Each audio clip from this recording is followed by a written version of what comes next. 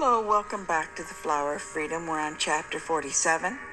In a weird example of nature imitating literature, the weather here today is rainy and thunderstorm.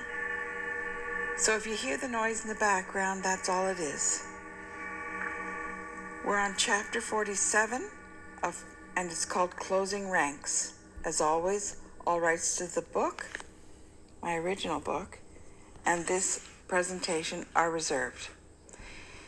Take your seat, make yourself comfortable. You're nice and safe here.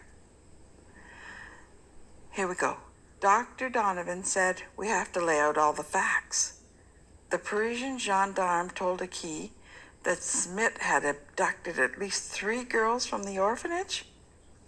He said that 2 were never found and 1 showed up dead, but the last one was named Colette Picard, and she was 13 years old in 1944.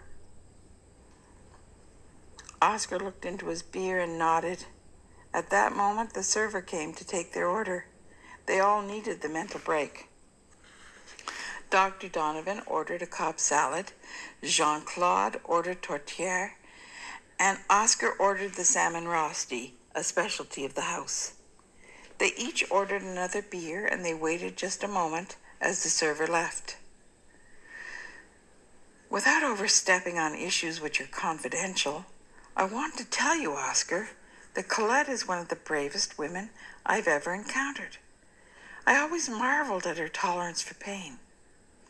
She could have been scarred for life by that guy, and few people would have failed to understand if she herself had reacted by becoming a monster. She once told me that your love saved her, Oscar. She's told me many times that you are her hero, and in case I never told you, I'm proud to be your friend. Me too, said Jean-Claude sincerely. Pass the ketchup, said Oscar. Jean-Claude asked, if he got her that young, would that explain why she's had trouble conceiving after Bertie? He asked Dr. D. You're a lawyer, Jean-Claude, so you should know better than I do that I cannot comment on a patient. But I can say that early abuse in general is frequently a cause of the inability to conceive. It often leaves scarring and tearing when a young girl is interfered with, if they survive at all, he said with a grimace. The reason I need to talk to both of you, yes, that includes you, Jean-Claude, is that I need to know how to protect my family now that Hans Schmidt knows of Bertie's existence. I think the first thing we do is that you authorize me to talk to a detective I know who works with the RCMP. I will tell him the whole story and get his advice on whether or not we need to inform the locals. It would be good if we could give him the contact information for that gendarme in Paris who knows the case. Would you be willing to talk to him too? He asked, turning to his brother-in-law. Certainly, any time. But Oscar, don't you think you should talk to Colette about this before we get too far ahead of ourselves? It's her life, and she must have a lot of feelings to deal with concerning Schmidt. She told me that she was 17 when she gave birth to Bertie, and she couldn't have been more than 15 then. That's probably my fault. When I requested their papers, I said I thought they were 16 or 17.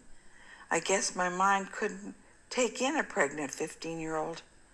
The people who did the papers probably thought that life would be easier for a pregnant girl if she was believed to be as old as possible under the circumstances. If she was only 15 when I flew her out, that means he held her captive at the chateau for almost 2 years before the resistance got her out. Then, with a sudden realization of the magnitude of the horror Colette had endured, that cop told Aki that Schmidt liked him young. What a bastard! We need cool heads to deal with a threat of this magnitude, Jean-Claude warned. Aki said that Paulette's journal mentioned that she told Schmidt about Bertie, his age, where he lived. Yes, Oscar sighed. That's not good. I will call that cop tonight to get his advice. Get me the information from Aki about that gendarme as soon as possible. Thank God that Schmidt lives in Argentina and not here.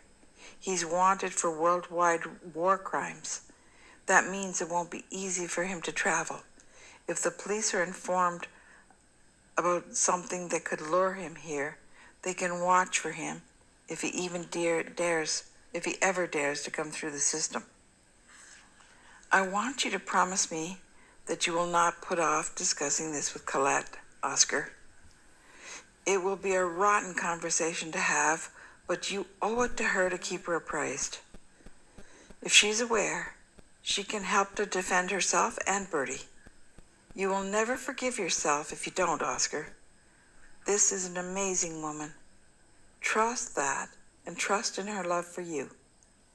Those are the things that will keep your family safe and strong, Donovan advised. They finished their meal, and they caught the rest of the hockey game on the television set over the bar. They ordered another round of beer, and Oscar promised to walk home, while the other two said they would take a cab. The Montreal Canadiens were on fire against the Toronto Maple Leafs. There was no doubt who the people in the bar were rooting for. Loud cheers went up when Montreal scored, and groans filled the establishment when Toronto scored. The patrons of the restaurant left very satisfied with their 4-2 victory that night, which they felt they owned because of their loyal support. As Oscar went out into the cold end of January night, he mused at how quickly life could change and rearrange. That's the end of this chapter. I'm grateful that you're here. Thunder and lightning outside and thunder and lightning inside. Things are interesting to me. Thank you. It's your friend Deborah. Hope to see you for the next one. Chapter 48. It's called Old Wounds.